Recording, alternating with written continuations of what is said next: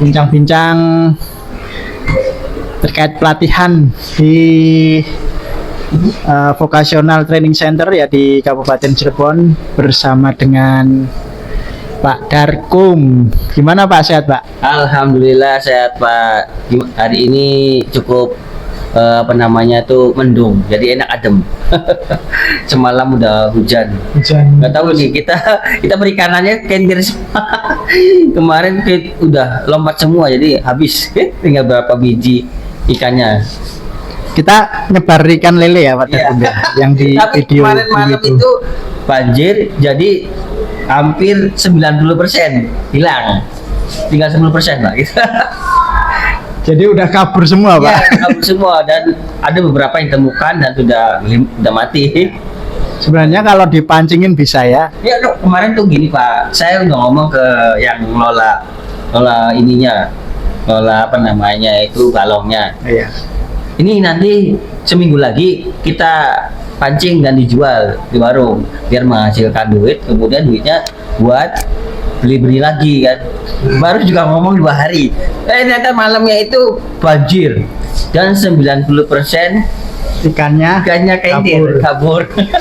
Sayang sekali guys, padahal kita sudah tebar benih semuanya. Ya paling enggak kalau sudah hari ini sih udah lumayan ya. Udah panen Pak, udah panen harusnya hari kan.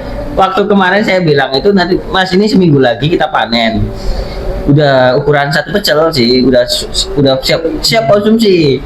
Tapi pas 2 hari kemudian banjir. Kemudian pas saya kesana lagi tuh katanya, Pak, ikannya udah pada hilang, tinggal 10%. Saya lihat iya, tinggal 10%. Airnya juga ikut ngalir semua berarti. Ngalir semua, jadi banjir. Jadi banjirnya itu ada 2 meter sih Pak.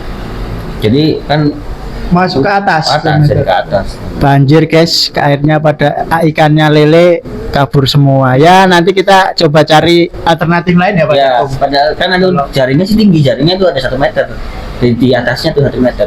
Karena ketinggian air sangat tinggi, jadi ikan kan lompat. Kalau bikin kolam sendiri pada tuh, kalau nanti kan itu kan memang lokasi banjir ya. Ya, lokasi banjir.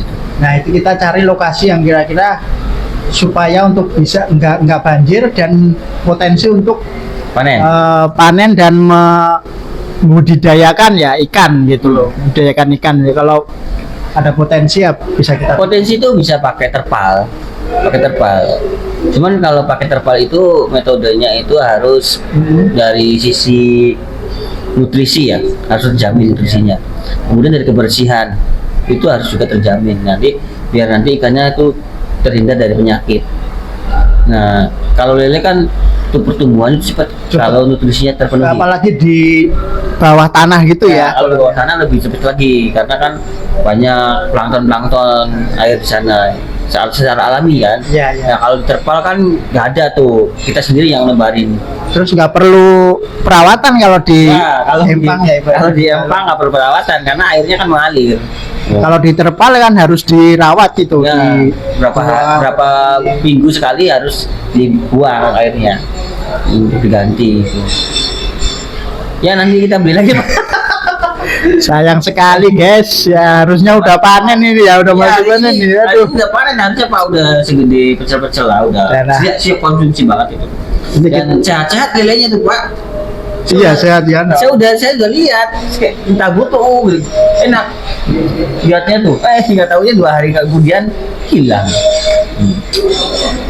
Tapi kalau ganti budidaya gimana Pak? Misalnya ikan patin ya, itu kayaknya sih ikan patin itu potensi di Kabupaten Cirebon itu bagus, cuma belum ada saingannya juga. Kayak sekarang kan sop patin itu ya mulai rame gitu, kita bikinnya untuk konsumsi. Kalau patin tuh lama Pak, untuk perkembangan biaknya tuh lama. Jadi budidaya yang paling cepat itu emang lele. Kalau patin tuh lama pertumbuhannya dan hidupnya harus di air yang mengalir gitu supaya pertumbuhan cepat. Jadi kalau pertumbuhan ikan nila berapa bulan kira-kira ya? Kalau lele kan cepet tuh. Jadi lele itu 1 bulan setengah. 1 bulan setengah udah siap konsumsi. 1 bulan setengah. Tapi kalau patin agak lama ya. Patin agak lama karena butuh tempat yang lebar Pak, patin itu. Terus kemudian airnya juga mengalir. Ya. Kalau Mungkin nila yang bagus apa Pak potensi kalau ikan? Ya sebenarnya sih paling mudah lele ya. Cuman kita nyari alternatif lain lah selain lele itu apa kira-kira? ikan mujair Pak. Ikan mujair itu kalau sekali nabur, udah dia berkembang biak sendiri. Jadi nabur sekali panen berkali-kali. Tuh. Berapa bulan kira-kira? Kalau untuk nila tuh sekitar 3 bulan. 3 bulan udah gede, udah panen, pasti udah panen itu tuh. Dari yang 2 jari, ukuran 2 jari nih. Nanti Benihnya ya. iya benih 2 jari, nanti 3 bulan itu sudah 4 jari. Cuman kita lokasinya tetap harus nyari beda lagi Iya, Pak dari Darko tempatnya biar nggak kedua kali nanti kena musibah ini. Iya. Luar biasa guys ya. Jadi ya sebagai pelajaran untuk kita lah apabila kalau mau berbisnis atau berusaha itu kita cari potensi kerugiannya apa aja ya. Ya sekarang kan Pemdes desa kan ya pemerintah desa nih itu sudah melakukan budidaya lele di berbagai tempat karena memang dari segi permintaan kan banyak. Ya. Kemudian dari segi apa namanya tuh panen kan lebih cepat. Jadi pecel lele itu Kita pecel lele. Nah, tempat buangnya tuh banyak di pecel lele tuh atau rumah makan dan nasi kayak nasi padang kan apa itu pasti lele ada. Sekarang ada jualan lele crispy Pak. jadi gitu guys ya ngobrol-ngobrol bareng Pak Darkom. Instruktur apa Pak? Saya sekarang instruktur elektronika. Tapi dibantukan juga di jurusan apa Pak? Jurusan las, kemudian listrik juga, kadang mebeler juga diperbantukan.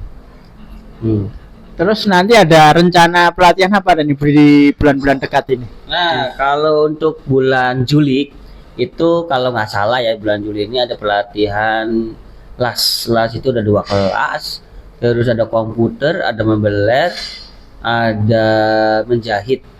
Nah, menjahit 3 kelas tuh. Jadi berapa JP-nya Pak? Kalau JP saat ini kita menggunakan 240 JP atau sekitar 24 hari. Jadi nanti teman-teman akan diajarkan di kejuruan yang diminati. Nah, nanti untuk pengumuman pendaftarannya bisa melihat di IG-nya UPTD BLK Cirebon itu ada. Nanti di sana banyak pengumuman dari pendaftaran dan juga nanti dari pendaftaran kemudian ada tes psikotesnya. Nah ini psikotesnya untuk Susah nggak sih kalau jadi ada persaingan atau nanti dihitung peringkat atau seperti apa? ya kalau untuk rekrutmen kita menggunakan sistemnya adalah peringkat pertama sampai kalau misalkan pendaftaran itu ada 60 satu kelasnya. Nah, kita ambil 30-nya, setengahnya. Yang nanti akan ada seleksi kembali, itu seleksi wawancara. Nah, di wawancara akan ditentukan 16 orang yang kita akan ambil. Nanti dari 16 orang diambil 16, kemudian sisanya kan 14 ya. 14 ini akan kita cadangkan sebanyak 5 orang. Untuk antisipasi barangkali 16 orang ini ketika udah masuk dan ada apa namanya itu mengundurkan diri atau ada keperluan yang tidak bisa ditinggalkan atau sudah diterima kerja dan lain sebagainya. Nah, cadangan kita siapkan 5 orang. Tapi peserta itu selalu full ya. Jadi kalau kalau di las sendiri adalah favorit full sekali Pak. Jadi kalau las kejuaraan las tuh ya sangat full, bahkan melebihi target. Makanya ketika kita satu kejuruan mungkin akan diambil itu sekitar 30 peserta. 30 peserta. Jadi untuk seleksi diambil itu 25. Nah, 25 nanti kan lolos 16. Nah, nanti sisanya buat cadangan. Atau kalau misalkan ada kejuruan yang lain yang notabene kuotanya masih kurang. Nanti bisa dialihkan kalau mau pesertanya. Kalau mau. Tapi kalau nggak mau ya udah nunggu lagi dengan pelatihan yang sama mungkin di bulan-bulan berikutnya. Kalau masih ada. Nah kalau terkait anggaran nih Pak ya, jadi kalau bahan itu kan memang hak dari peserta pelatihan ya. Kira-kira baiknya gimana ya untuk hasil karya, hasil praktek itu ya memang harus diperuntukkan untuk siswa dan masyarakat mungkin ya Pak ya? Di sini kalau yang saya lihat untuk kelas las ya, ini jualan las ya. Kalau komputer kan jasanya apa, dia bikin Iya. bikin ini, bikin Desainnya paling desain komputer ya, ya, komputer ya. Nah, chefnya. Jadi yang ada hasil karyanya itu adalah las. Dia membuat sebuah karya yang notabene adalah bisa dijual. Ya. Nah, dijual, jadi nanti itu haknya adalah buat siswa. Wah. Siswa silakan bikin karya, kalau laku dijual berarti bagus nih produknya kan. Silakan nanti hasilnya buat sendiri lah, buat siswa, jadi bagikan untuk teman-teman, jadi tidak dimakan untuk satu orang kayak misalkan, atau buat instrukturnya atau buat PLK-nya, enggak. Bukan ya. Bukan. Tapi nanti kalau misalkan kita memberikan, siswa itu memberikan apa namanya itu hibah kepada BLK, itu ya boleh terima, atau bisa bikin sesuatu buat kenang-kenangan buat BLK atau kita terima. Tuh. Karena memang itu adalah hasil karya inovasi mungkin dari teman-teman siswa pelatihan gitu. Ya, jadi kita harapkan itu nanti mereka mampu bersaing. Yang pertama dalam dunia bisnis dan dunia kerja. Dunia kerja itu seperti kita akan mendaftar menjadi karyawan sebuah perusahaan. Kalau dalam dunia bisnis berarti kita akan mendesain. Nah, jadi untuk masukan untuk siswa nih supaya betah gitu loh, jadi biar nggak keluar masuk pekerjaan nih. Jadi teman-teman juga tolong diperhatikan ya gitu. Sebenarnya sih niat itu dari hati, Pak.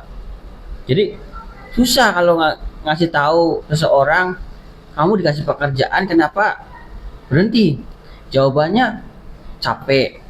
Yang pertama. Yang kedua, tidak sesuai dengan ekspektasi. Yang ketiga, K3-nya kurang. Nah, ini perusahaan itu Ya Pak, lanjut Pak.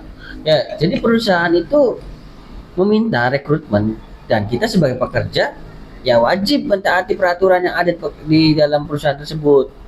Ya Pak, bukan berarti kita tuh punya orang tua sendiri kan, nggak bisa. Jadi harus mentaati. Nah, yang terjadi sekarang itu siswa kalau diterima kerja dan ngerasanya tidak betah, ya udah mengundurkan diri. Kalau mengundurkan dirinya baik-baik sih nggak masalah. Ini yang menjadi persoalan adalah menghilang tanpa jejak. Jadi tanpa ngomong dulu sama perusahaan dan langsung menghilang gitu saja. Nah, Jadi resign emang harus ada aturannya ya guys ya, atau izin dulu gitu. ada izin dulu. Nanti kan ketika izin baik-baik, mungkin responnya juga baik kan. Nah, ini akan menimbulkan baik juga di dalam kita yang merekrut di sana di BRK-nya kan. Nah, sekarang tuh sudah banyak perusahaan-perusahaan yang menolak bekerja sama dengan BLK karena tadi Pak apa namanya siswa-siswa yang kabur, tidak ada penanggung jawabnya. Tuh, gitu Pak yang terjadi. Nah, sekarang semua perusahaan itu menerima alumni sebenarnya, tapi tidak mau MOU dengan kita. Seperti itu. Tuh, ya kan, dengerin tuh teman-teman ya. Jadi silahkan disimpulkan sendiri ya, terkait dengan pelatihan di vokasi Kabupaten Cirebon ya. Jadi kita sebatas membantu ya Pak Darko. Ya, Membantu. BLK itu sebenarnya tidak bisa ya kan memberangkatkan orang ke luar negeri dan lain sebagainya. Ya, sip. Ya, jadi BLK hanya sifatnya membantu dalam proses pelatihan yang Guys ya, baik. Oke, terima kasih teman-teman semuanya. Guys, selamat pagi.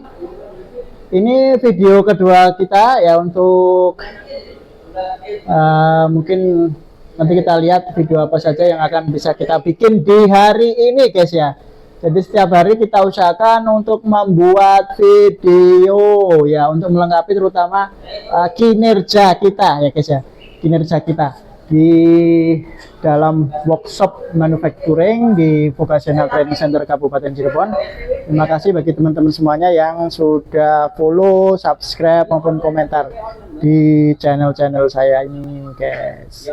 Ya, pesan kita coba apa itu, kita coba menggunakan tongsis yang baru, tapi kita harus pakai itu loh namanya kayak gimbal gitu supaya dia stabil gitu ya. Jadi ini studio workshop guys ya. Oke. Studio workshop. Oke guys, ya nanti kita coba lihat video apa saja untuk hari ini yang bisa kita bikin. Nah, tetap semangat ya untuk kegiatan kita, aktivitas kita, lakukan yang produktif ya, jangan membuat kerusakan di muka bumi. Tetap adakan perbaikan walaupun sekecil mungkin, berawal dari diri kita sendiri. Terima kasih. Assalamualaikum warahmatullahi wabarakatuh.